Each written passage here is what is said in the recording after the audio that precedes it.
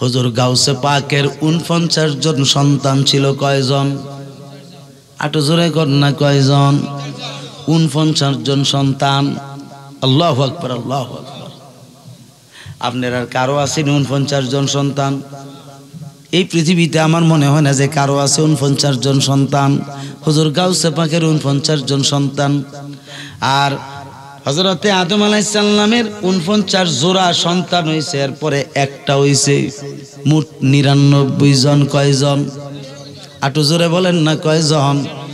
আমাদের আদি পিতা, আমাদের আদি মাতা হাওয়া আলাইহিস সালাম সহ আদম আলাইহিস সালাম সহ ৯৯ জন সন্তান হইছে। চিন্তা করছেন নি?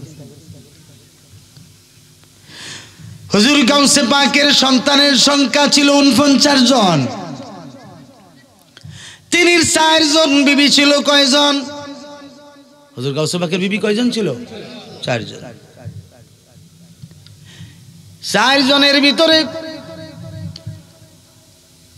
৪৯ জনের ভিতরে ২৭ জন ছিল ছেলে সন্তান, বাকি সবাই ছিল মেয়ে সন্তান, কন্যা সন্তান। জোরে কন্যা সুবহানাল্লাহ।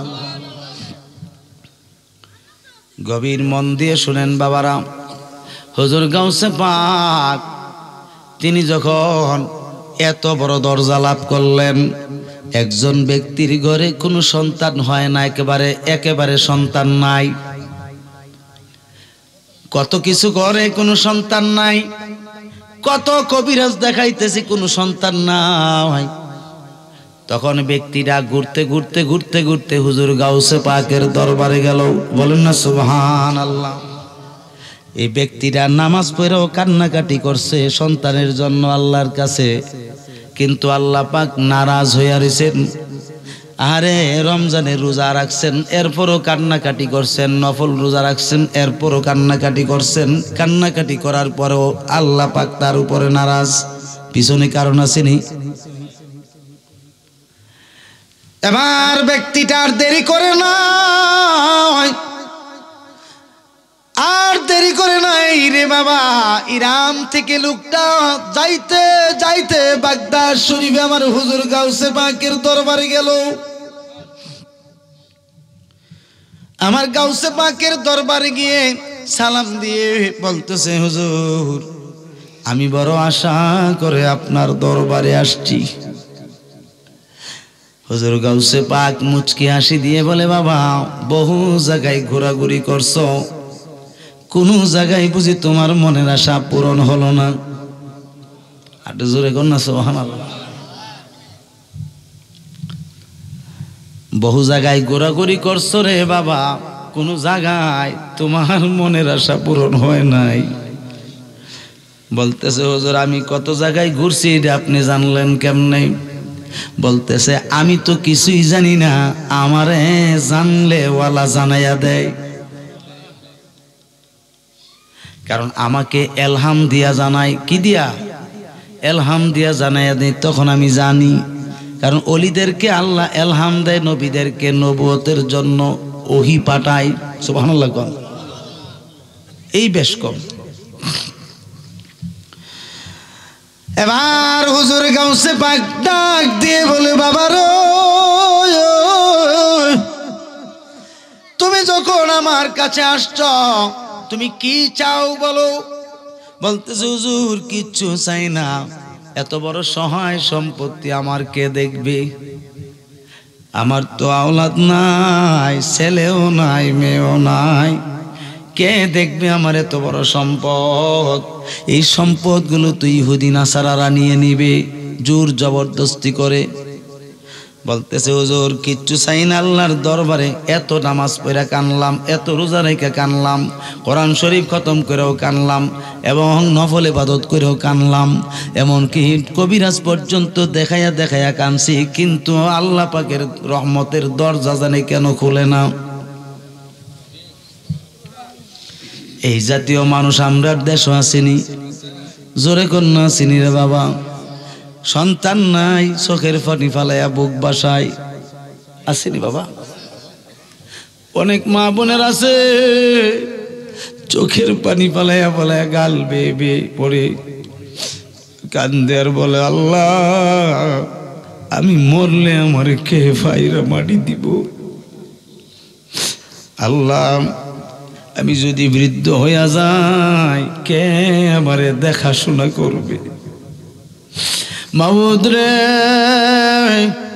কামাই রুজি খাওয়ার কোনো চিন্তা নাই, তোমার যদি দয়া হয় একটা সন্তান দিয়া দাও, যেন মরলে পায়রা মাটি দিতে পারে। ঠিক নি বাবা? এই দোয়া করে করে মহিলাটি কান্দে। হুজুর গাউসে পাক বলে, বাবা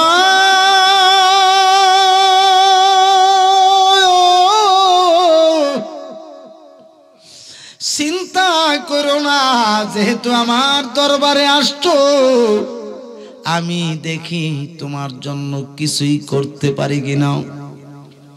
এবার হুজুর গাউসে পাক তাকে বসাইল, বসাই অন্দর মহলে গেল, সেখানে গিয়ে অজু করলেন। অজু কইরা 2 রাকাত নামাজ পড়ছে। কয় রাকাত? 2 রাকাত নামাজ পড়া হুজুর গাউসে পাক সেজদায় গিয়া কান্না শুরু করে দিছে। রহমান রাহিম নাম তোমার আল্লাহ হো আল্লাহ হো আল্লাহ গফুর রাহিম আল্লাহ হো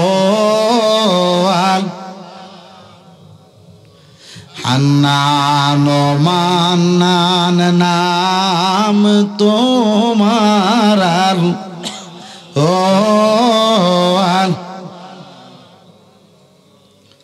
জলিল জব্বার নাম তোমার আল্লাহ ও মান্নান রাজ্জাক নাম তোমার ও আল্লাহ।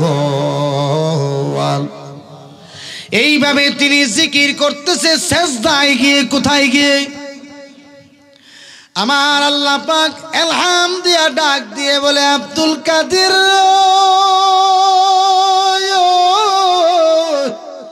ও আব্দুল কাদের, তুমি সেজদায় গিয়ে কেন কান্না করছো? বিষয়টা কি বলো? এবার আমার আল্লাহ পাক এই কথা বলার পরে হুজুর গাউসে পাক বলে, আল্লাহ আমি কেন কান্দি তুমি কি জানো না? বলতেছে, আমি তো জানি, তুমি বললে আমার ভালো লাগে। সুবহানাল্লাহ কোন না? কি প্রেম রে, কি প্রেম! আল্লাহ কেমন প্রেম করতেছে হুজুর গাউসে পাকের সঙ্গে। আর হুজুর গাউসে পাকও কি প্রেমের ডুরিটা লাগাইলিছে, ঠিক কিনা? এবার বলতেছে, আল্লাহ আমি বড় আশা করে তোমার কুদরতের কদমে সেজদা দিছি। মাবুদ আমি জানি তোমার কাছে নাই শব্দ নাই, তুমি এই ব্যক্তিটার, এই লোকটার মনের আশাটা পূরণ করে দাও, তুমি একটা সন্তান দান করে দাও। আল্লাহ বলতেছেন, তার বাজেটে তো সন্তান নাই, সে তো বন্দা, তারে বন্দা হিসাবে আমি সৃষ্টি করছি। বলেন না সুবহানাল্লাহ। হুজুর গাউসে পাক বলে, আল্লাহ বন্দা হোক আর যাই হোক, বন্দা হোক আর যাই হোক, তোমার কাছে তো কোনো বন্দা নাই। তুমি বন্দারে সন্তান দিতে পারো, আবার সন্তান দিয়েও কায়রা নিতে পারো, এটা তোমার সর্বভৌমত্ব ক্ষমতা। কথা ঠিক কিনি? আল্লাহর এই ক্ষমতা না? এই ক্ষমতার উপরে হস্তক্ষেপ করা কারো অধিকার আছে? নাই, নাই। হুজুর গাউসে পাক যখন এই কথা বলছে, আল্লাহ বলেন, না না, আমার আইনের মধ্যে তো তারে সন্তান দেওয়ার বিধান নাই। এখন তুমি কি চাচ্ছ? বলতেছে, আল্লাহ তোমার আইনের বাহিরে আমি যাব না, তোমার যদি এমন কোনো দয়া হয় তার একটু দয়া করে দিলে সন্তান পাইয়া যাইব। বলতেছে, না না, তারে আর সন্তান দেওয়ার মতো সে ব্যবস্থা নাই। বলতেছে, আল্লাহ তুমি যদি মনে কিছু না নাও, আমার তো 49 জন সন্তান হইছে, আমার পৃষ্ঠে তো আরেকটা সন্তান আছে। আটো জোরে কর না সুবহানাল্লাহ। তাহলে কয়জন হয়েছে? কয়জন? বলতেছে আল্লাহ, আল্লাহ বলতেছেন তাইলে তোমার পৃষ্ঠে যে একটা সন্তান আছে এটা তো তুমি যেহেতু দেখছো, তাইলে তুমি এখন কি করতে চাও? তোমার বিবিগণের তো সেই শক্তি নাই ধারণ করার, কারণ হুজুর গাউসে পাকের বিবিগণ একেবারে অক্ষম হয়ে গেছিলেন। বলেন না সুবহানাল্লাহ। এবার আমার গাউসে পাক ডাক দিয়ে বলে, মাবুদ ও আমার আল্লাহ, আমার যে সন্তানটা আছে এটারে আমার কাছে রাখা লাভ কি? আমার মন চায় এই তোমার এই পাগল বান্দাটারে দিয়া দেই। আল্লাহ বলছেন তুমি যেমনে রাজি থাকো আমি আল্লাহ তোমার প্রতি তেমনি খুশি। সুবহানাল্লাহ বলেন না। আমার গাউসে পাকের প্রতি আমার খাল আল্লাহ খুশি না বেজার?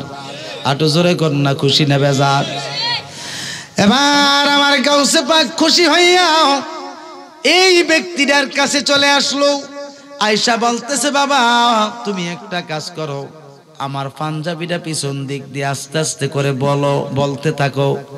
এবার বলছে, বলতে বলতে বলতেছে এই ঘাড় পর্যন্ত আনো, পাঞ্জাবিটা গর্দান পর্যন্ত আনো। আনছে। এবার বলতেছে, বাবারে তুমি একটু ঘুরে দাঁড়াও। ঘুরে দাঁড়াইছে। হুজুর গাউসে পাক বলছেন তোমার পাঞ্জাবিটার পিছনের অংশটা বলতে বলতে তোমার গর্দান পর্যন্ত আনো। আনছে। আনার পরে বাহাজাতুল আসরার কিতাবে আসছে, আপনারা দেখেন, ভালো করে লক্ষ্য করে দেখেন, এই কিতাবটা আমার গাড়ির ভিতরে এখনো আছে, এখনো আছে। ইচ্ছা করলে আমি এখনই দেখাইতে পারবো। এই কিতাবটাতে ঘটনাটা সুন্দরভাবে উল্লেখ করছেন। এই কিতাবটাতে আসছে রে বাবা, হুজুর গাউসে পাক লিখতেছেন এই ছেলেটার পৃষ্ঠের কাপড়টা উঠাইয়া আমার পৃষ্ঠের কাপড়টা উঠাইয়া দুইজনের ফিট একসাথে লাগানো হলো।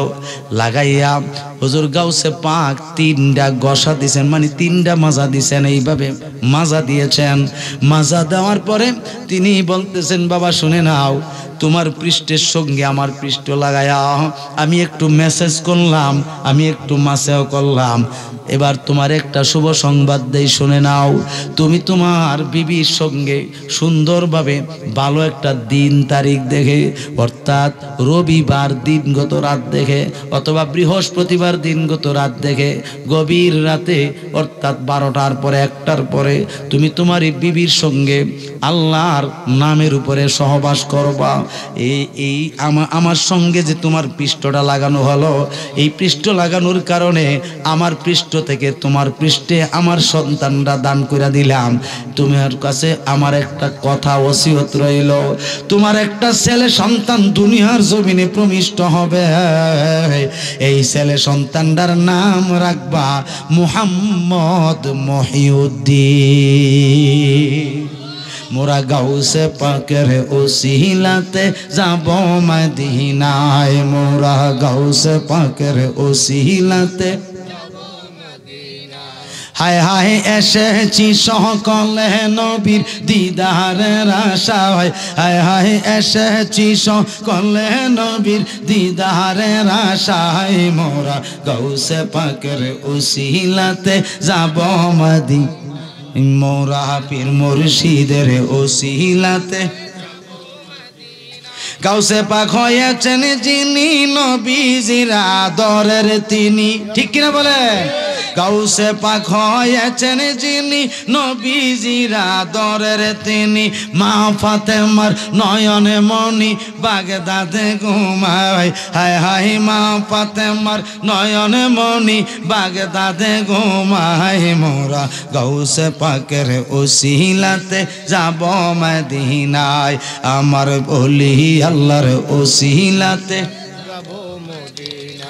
হায় হায় এসেছি সকলে নবীর দিদারের আশায়, বলেন এসেছি সকলে নবীর দিদারের আশায়, মোরা গাউসে পাকের ওসিলাতে যাব মদিনায়, মোরা ওলি আল্লাহর ওসিলাতে। জোরে জোরে বলেন আল্লাহু আকবার। আর একটু মোহাব্বতে বলেন ইয়া রাসূলুল্লাহ, আওয়াজ করে বলেন ইয়া ওলি আল্লাহ। এই আমার বাবাজিরা,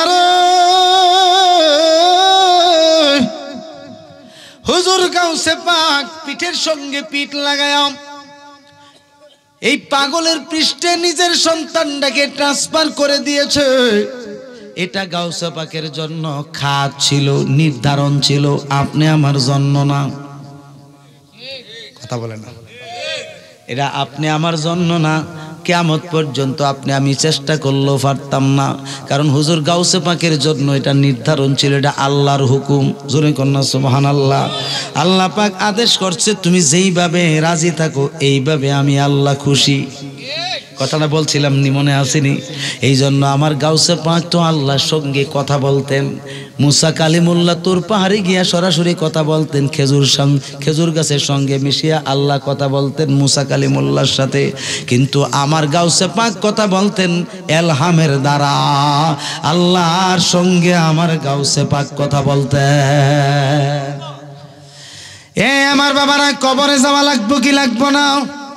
জোরে বলেন না, লাগবো কি লাগবো না? এই কবর কাউকে রেহাই করবে না, কারণ এই কবরে যেতে হলে সুন্দরভাবে আমল নিয়ে যেতে হবে, একবারে নিট এন্ড ক্লিন আমল নিয়ে যেতে হবে। আল্লাহ পাক বলেন ইন্নাল্লাযীনা ফাতানুল মুমিনিনা ওয়াল মুমিনাতি সুম্মা লাম ইয়াতুবু ফালাহুম আযাবু জাহান্নাম ওয়া লাহুম আযাবুল হারিক।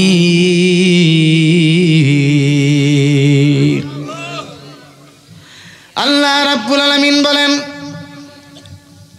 এই কথা কই না, উঠা বসা করিস না।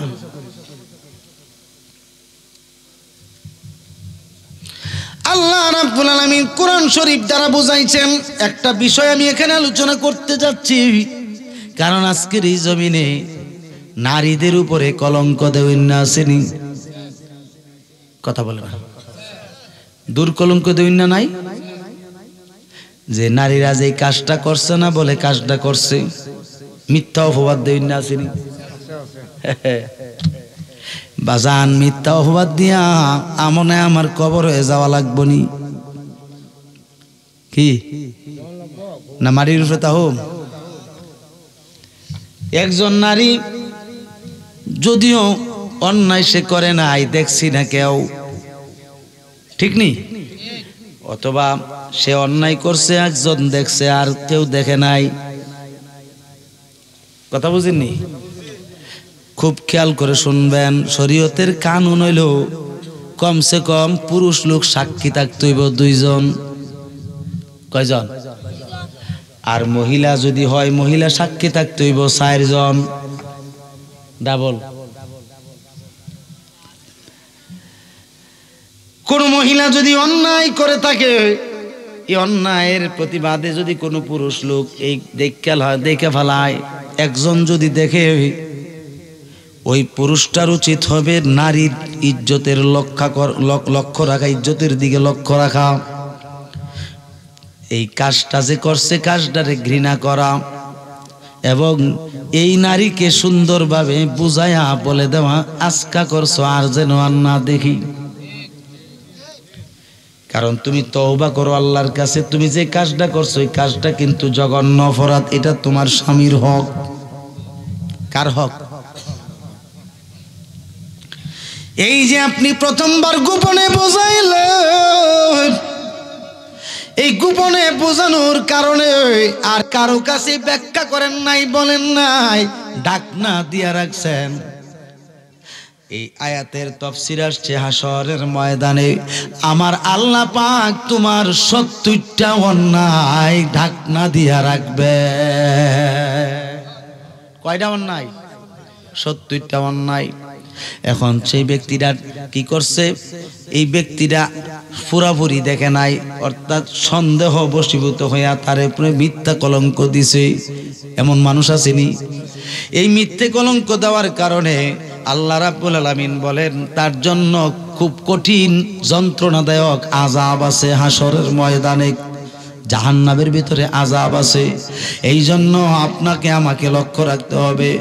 আমি যতদিন দুনিয়াতে বাঁচবো ঈমান এবং নেক কাজ নিয়ে বাঁচবো, আর যতদিন আমি আর বাঁচার চেষ্টা করব না তখন আমাকে বলতে হবে, চিন্তা করতে হবে, আমি যদিও নেক আমল করতে পারি নাই, জবান দিয়া তো আল্লাহর জিকির করতে পারবো এবং তওবা করতে পারবো।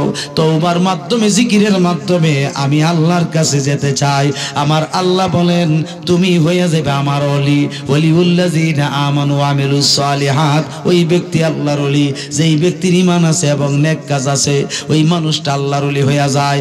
আল্লাহর ওলি হইয়া জিন্দেগি করে, আল্লাহর ওলি হইয়া জিন্দেগি করে, আল্লাহর ওলি হইয়া ইন্তেকাল করে, কবরটা বেহেশতের বাগান হইয়া যায়। কথা বলেন ঠিক কিনা? কেননা আল্লাহর নবী বলেন আল কবরু রাউযাতুম মিন রিয়াজিল জান্নাতি ওয়া হুফরাতুম মিন হুফারিন নার। কেননা এই কবর কারো কারো জন্য একটা বেহেশতের বাগান। জোরে জোরে বলেন আলহামদুলিল্লাহ। আবার এই কবরটাই কারো কারো জন্য একটা জাহান্নাম।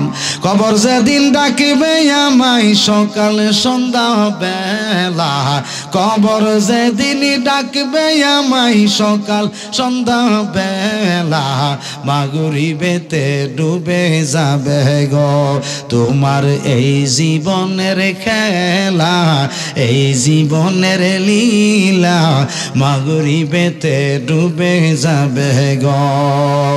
কবর যেদিন ডাকবে তোমায় সকাল সন্ধ্যা বেলা, মরণ যেদিন ডাকবে তোমায় সকাল সন্ধ্যা বেলা, মাগরিবেতে ডুবে যাবে গো তোমার এই জীবনের খেলা, মাগরিবেতে ডুবে যাবে গো। বরই পাতা গরমে জলে গোসল করায়া, তিনখানে কাপড় পরাই দিবে গো। বরই পাতা গরমে জলে গোসল করায়া, পাঁচখানে কাপড় পরাই দিবে গো তোমায় জনমের লাগিয়া, জনমের লাগিয়া, মাগরিবেতে ডুবে যাবে গো। মরণ যেদিন ডাকবে তোমায় সকাল সন্ধ্যা বেলা, কবর যেদিন ডাকবে তোমায় সকাল সন্ধ্যা বেলা, মাগরিবেতে ডুবে যাবে গো তোমার এই জীবনের খেলা, মাগরিবেতে ডুবে যাবে গো। একটা জবান বন্ধ রাখবেন না, চিৎকার দিয়ে বলেন আল্লাহু আকবার। মোহাব্বতে বলেন ইয়া রাসূলুল্লাহ, আওয়াজ করে বলেন না ইয়া ওলি আল্লাহ। বাজান, আপনাদের এলাকার পাশে কবরস্থান আসেনি? আসেনি? জোরে বলেন না আসেনি? বাজান, এই কবরে বহু ধরনের আযাব আছে। আপনাদের ক্ষেত্রে বলতে চাচ্ছি, আযাব কোনো কোনো সময় আগুন দাও দাও করে জ্বলে, আবার কোনো কোনো সময় এই কবরের মাটি সাপ দেয়, আবার কোনো কোনো সময় এই কবরে ৯৯টা সাপ থাকে, আবার কোনো কোনো সময় এই কবরে ৯৯টা বিচ্ছু থাকে। এই রকম রেফারেন্সগুলো হাদিস শরীফে পাওয়া যায়। বন্ধু ও আমার বাবারা, যারা দুনিয়ার জমিন থেকে মন্দ কাজ করে যায়, অর্থাৎ ইমানদার দাবি করে, কিন্তু মানুষটা ৫ ওয়াক্ত নামাজ পড়ে না, রমজান মাসের রোজাও রাখে না, জুমার নামাজটা শুধু পড়ে। আসেনি এমন মানুষ? জোরে কর না, আসেনি? শুধু জুমার নামাজ পড়ে, এই জুমার নামাজ পড়ে, আর ঈদের নামাজ পড়ে, আর জানাজার নামাজ পড়ে। এই মানুষ আসেনি? এই মানুষটার জন্য কি শাস্তি আছে? এই যুবক বাবা, এই মানুষ আমাদের সমাজে আসেনি, শুধু জুমার নামাজটা পড়ে, ৫ ওয়াক্ত নামাজ পড়ে না। এই ব্যক্তির ব্যাপারে কি রেফারেন্স রয়েছে? হাদিস শরীফে আসছে, নবীজি ফরমান, হাসরের ময়দানে ইমানের ক্ষেত্রে সে পাশ করে ফেলবে। ইমানের ক্ষেত্রে কি পাশ করে ফেলাইব।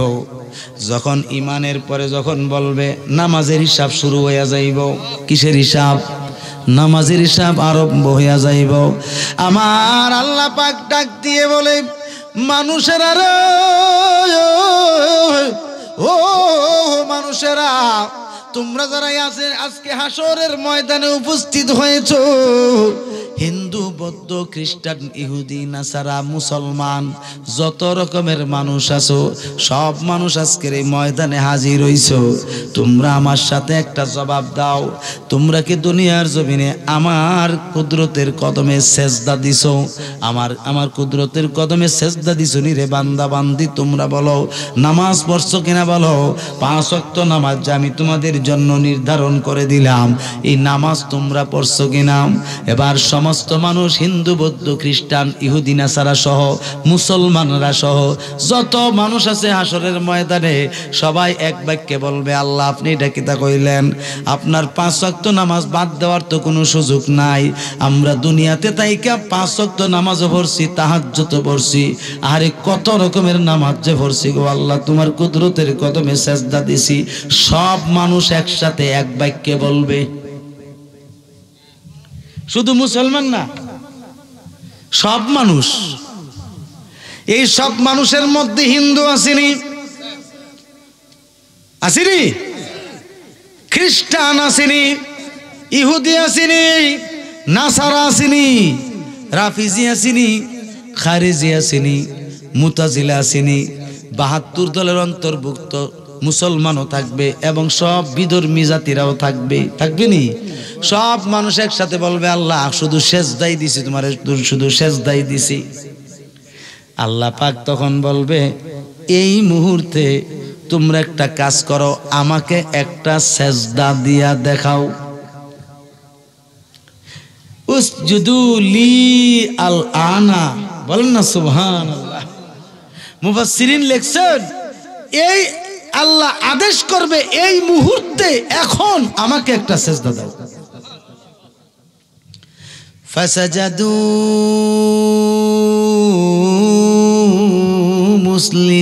মুসলিমিন, সমস্ত মুসলমান যারা আছে সবাই আল্লাহকে সেজদা দিয়ে দিবে। আর এছাড়া যত মানুষ থাকবে কেউ সেজদা দিতে পারবে না, রুকুও দিতে পারবে না, ঠেড়া মাইরা দাঁড়াইয়া থাকবো, সুজা হইয়া, বাঁকা হইতার তো না। আল্লাহ বলে, কিরে তোরা না বলে সেজদা দিছ, দেশ না কে? সমস্ত মানুষ চোখের পানি ফেলায় কান্না শুরু করে দিব। আল্লাহ, আগে যদি জানতাম তুমি এই মুহূর্তে আমরা সেজদা দেওয়ার কথা বলবা, তাইলে জীবনেও এইখানে আইসা তোমার সঙ্গে মিথ্যা বলতাম না। মাবুদ, দুনিয়াতেও তোমার বিরুদ্ধে মিথ্যা বলে আইছি, দুনিয়াতেও তোমারে ডিনাই করে আসছি, দুনিয়ার জমিনেও তোমারে ভালো করে সেজদা দেই নাই। আজকে যে ধরা পড়ে গেছি, আমরা তোমারে আসলে সেজদা দেই নাই। আল্লাহ বলবেন, কেন বললি? এবং এই কথা বলার পরে সমস্ত বান্দা বান্দিরা বলবে, তোমার রহমতের আশায়। বলতেছে, আমার রহমত তো আমার রহমাতুল লিল আলামিন। সুবহানাল্লাহ বলেন না। আমার বন্ধু কামলিওয়ালা তো এখানে আছে তোমাদের সামনে, আমার কামলিওয়ালা রে তোমরা কেন দায়ী করলা, রহমত বানায়া আশা করলা কেমনে? তোমরা তো আমার কামলিওয়ালারই মানো নাই, আমার নবীরই তোমরা মানো নাই, আমাকেও মানো নাই, আমার কুদরতের কদমে সেজদা দেও নাই। তোমরা তো আমাকে ভালোই বাসো নাই। তোমরা তোমাদের দুনিয়াদারির জন্য, দুনিয়া হাসিল করার জন্য মূর্তি পূজা করছো, গাছ পূজা করছো, সূর্য পূজা করছো, সেগুলি তোমরা ক্ষুধা মনে করছো। কিন্তু এখন তোমরা রহমতের আশা করো কেমনে? হইতে পারে না। যাও যাও যাও, জাহান্নামে চইলা যাও। এই সমস্ত কাফের মুশরিকদেরকে দিয়ে আল্লাহ পাক জাহান্নামের লাকড়ি বানাইব, আর মুনাফিকদেরকে ওই নিচের তলায় রাইখা এই কাফের মুশরিকদের মল মূত্র খাওয়াইব। জোরে জোরে বলেন নাউজুবিল্লাহ। আটো জোরে কোন গিরে নাউজুবিল্লাহ। এখন আসেন বাবারা, নামাজের পরীক্ষায় তারা ফেল হইয়া যাবে। এরপরে আল্লাহ রাব্বুল আলামিন আদেশ করবেন, হাবিব বিচারের কার্যটা আরম্ভ করি। আল্লাহর নবী বলবে, আল্লাহ এখনো টাইম হইছে না, আপনি বিচারের কার্যটা যদি আপনি পালন করেন এই মুহূর্তে আমার কষ্ট লাগবে, আমি শরম পামু, কারণ আমার কিছু এমন পার্সোনাল উম্মত আছে গো, যে উম্মতেরা দুনিয়ার জমিনে ঠিক মতো নামাজ পড়ে নাই, দুনিয়ার জমিনে ঠিক মতো ইবাদত বন্দেগী করে নাই, তোমার গোলামি করে নাই, তোমার দাসত্ব করে নাই। তাদের সঙ্গে আমি আগে কথোপকথন কইরা লই, কথা বইলা লই। বলতেছে আল্লাহ এই সুযোগটা আমার একটু দেন। এবার আমার আল্লাহ পাক বলবেন কি সুযোগ দেব? আপনার কথাও মানে নাই, আমার কথাও মানে নাই, তারা কেন আজকে সুযোগ চাইব আপনার কাছে? তাদের জন্য যদি আপনি সাফায়াত করেন তাইলে আপনার যে একটা ঐতিহ্য আছে সেটা তো নষ্ট হয়ে যাবে। এবার আমার নবীজি বলছেন আল্লাহ বড় বড় গুনাহগারদের জন্য আমি সুপারিশকারী, এই কথার ওয়াদা তো আমি দিয়ে আসছি।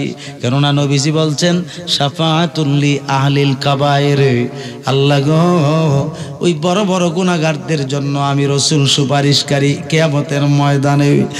এবার আমার আল্লাহর নবী ডাক দিয়ে বলে মাবুদ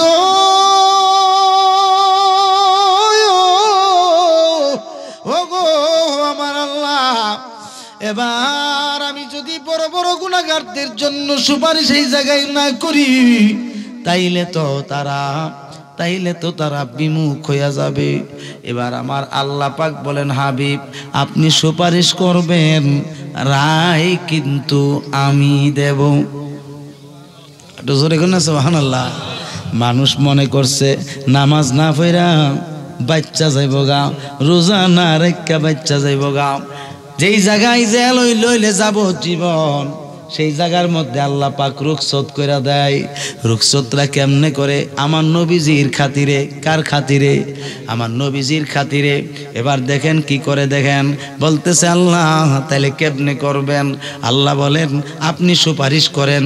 আমার নবী তার তাদের পক্ষ হইয়া সুপারিশ করছে, খুব ধরেন করবে। করার পরে আল্লাহ পাক বলবেন দুনিয়ার জমিনে 1 নাম্বার অপরাধ হইল সে ঠিক মতো নামাজ পড়ে নাই। 2 নাম্বার হলো দুনিয়ার জমিনে সে ঠিক মতো রমজানের রোজাও পালন করে নাই, এবং হজের উপযুক্ত হইছে হজ করে নাই, যাকাতের উপযুক্ত হইছে যাকাত দেয় নাই। হজের হাদিসে তো দেখলাম যে এই ব্যক্তি হজ করার উপযুক্ত হইছে কিন্তু হজ করছে না, এই ব্যক্তিটা ইহুদি হইয়া মারা যাক আর নাসারা হইয়া মারা যাক, আমার আল্লাহর কিচ্ছু আসবে যাবে না। এটা আমার নবীজি বলছেন, বলেন না সুবহানাল্লাহ। তাইলে বোঝা গেল হজের উপযুক্ত হওয়ার পরে হজ না করলে আল্লাহর কাছে নিস্তার পাওয়া যাবে না। এবার আমার আল্লাহ বলেন হজের উপযুক্ত হয়েছিল, ধন সম্পদ দিছি সে হজ করে নাই, যাকাতের উপযুক্ত হয়েছে যাকাতও দেয় নাই, সে নিজে খাইয়া লাইছে।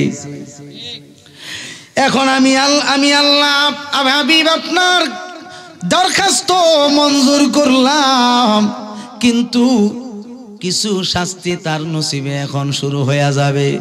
বলতেছে বেশি নয়, মাত্র 1 লক্ষ বৎসর নয়, যেখানে 1 ওয়াক্ত নামাজ না পড়ার কারণে, কাজা করার কারণে 2,88,00,000 বছর জাহান্নামের আগুনে জ্বালানোর কথা বলছিলাম, সেই জায়গাতে সে অগণিত নামাজের ওয়াক্ত কাজা করছে বা সাইরা দিছে, আদায় করে নাই। আমি আল্লাহ আপনার খাতিরে 2,88,00,000 বছরের জন্য তার পায়ে 2টা জাহান্নামের আগুনের জুতা পরাইয়া দেব, এই জুতার আগুনে সে জ্বলবে। জোরে কর না নাউজুবিল্লাহ, আর জোরে বলেন না নাউজুবিল্লাহ। এখন আপনারা চিন্তা করেন নামাজ না পড়লে উপায় আসেনি? হ্যাঁ, কবরেরই আযাব যদি মানুষ দেখিত, আরে কবরেরই আযাব যদি মানুষ দেখি, ওরে গরবারি সারিয়া পাগল হইত, গরবারি সারিয়া পা সাপে কাটবে গুরজো মারবে হায় রে হায় ওরে সাপে কাটবে গুরজো মারবে হায় রে হায় ওরে আগুন লাগাইয়া দিবে কলি যায় আল্লাহুম্মা সাল্লি মাশাআল্লাহ জোরে মুহাম্মদ ওয়া আলা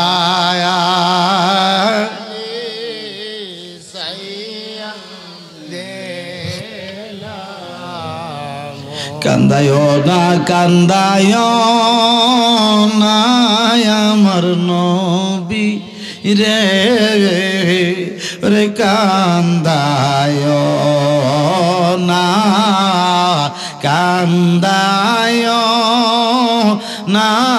আমার নবী ওরে নবী রে দাইলে আদমা হাসরে নবীরে কাদাই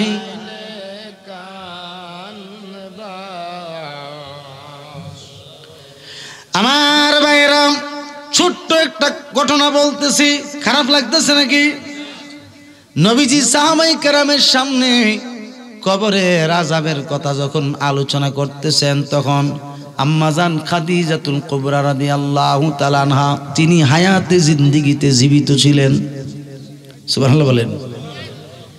নবীজি আযাবের কথা যখন বলছেন সাহাবায়ে কেরামদের মধ্যে অগণিত সাহাবীরা গইরাইয়া গইরাইয়া কাঁদতেছে, ইয়া রাসূলুল্লাহ এমন কঠিন আযাব যদি হয় তাহলে বাঁচবো কেমন করে? আমাদের না জানে কোন উপায় হয়। আসলে কি সাহাবীদের কোনো সমস্যা আছে? না না, সাহাবীদের কোনো সমস্যা নাই, শহীদগণের কোনো সমস্যা নাই। নবীজির বিবিগণ এবং সাহাবায়ে কেরামদের মাধ্যমে নবীজি উম্মতকে শিক্ষা দিছেন। কাকে শিক্ষা দিছেন? উম্মতকে শিখাইছেন। উম্মত আমার সাহাবীরা কবরের আযাবের কথা শুনে পেরেশান হয়ে গেছে, তোমরা উম্মত কিন্তু কবরের আযাবের কথা শুনে কিন্তু পাগল হয়ে যাইও, কারণ এই কবরের আযাব কাউরে রেহাই করে না। এই কবরের আযাব বড় ভয়ানক। বাজান, এই কবরের আযাবের বিষয়টা একটু ব্যাখ্যা করার চেষ্টা করতেছি। হুজুর পাক যখন কবরের আযাবের ব্যাখ্যা বিশ্লেষণ করতেছে, সাহাবায়ে কেরামরা কান্দে আর কান্দে। আম্মা জান খাদিজাতুল কুবরা রাদিয়াল্লাহু তাআলা আনহা হুজরা শরীফ থেকে এখরায়া কান্দতেছে আর ডাক দিয়ে বলে, বাবু ওগো আমার আল্লাহ, আমার সন্তানগুলোর এমন উপায় কেমন করে হইব? আল্লাহ গো, ও মাবুদ মাওলা, আমার নবীর উম্মতের এই অবস্থা হইলে আমার উম্মত বাঁচবে কেমন করে? এইভাবে আমার আম্মাজান, আপনার আম্মাজান আল্লাহর কাছে দোয়া করতেছে আর কাঁদতেছে। আমার আপনার নূর নবী সাল্লাল্লাহু আলাইহি সাল্লাম ডাক দিয়ে বলে, সাহাবীরা রে, ও সাহাবীরা, ও সাহাবীরা শুনে নাও, তোমরা শুনে নাও, শুনে নাও। এই কবরের আযাব থেকে বাঁচতে হইলে এক জর্রা পরিমাণও গুনাহ করতে পারবা না, গুনার কাছ থেকে বেঁচে থাকতে হবে। খবরদার খবরদার, কেউ নামাজ কাজ ছাড়বা না, নামাজ কাজা করবা না। অর্থাৎ নেক কাজ বেশি বেশি করে করতে হবে, নেক কাজ বেশি বেশি করে করতে হবে, নেক কাজ বেশি বেশি করে করতে হবে। সুবহানাল্লাহ কন্যা গিলিয়া, নেক কাজ বেশি বেশি করে করতে হবে। এই নেক কাজ করলে লাভটা কি? আল্লাহ রাব্বুল আলামিন কোরআন শরীফে বলতেছেন সূরা বুরুজের সূরা বুরুজের সুন্দরভাবে বলতেছেন ইন্নাল্লাযীনা আমানু ওয়া আমিলুস সলিহাতি লাহুম জান্নাতুন তাজরি মিন তাহতিহাল আনহারু যালিকাল ফাওজুল কাবীর। বলেন না সুবহানাল্লাহ। আল্লাহ পাক বলেন যারা ঈমান আনে এবং নেক কাজ করে। কি কাজ করে? আল্লাহ পাক বলেন যারা ঈমান আনে এবং নেক কাজ করে তাদের জন্য আল্লাহ পাক জান্নাত রাখছে। জান্নাত। জোরে কোন সুবহানাল্লাহ।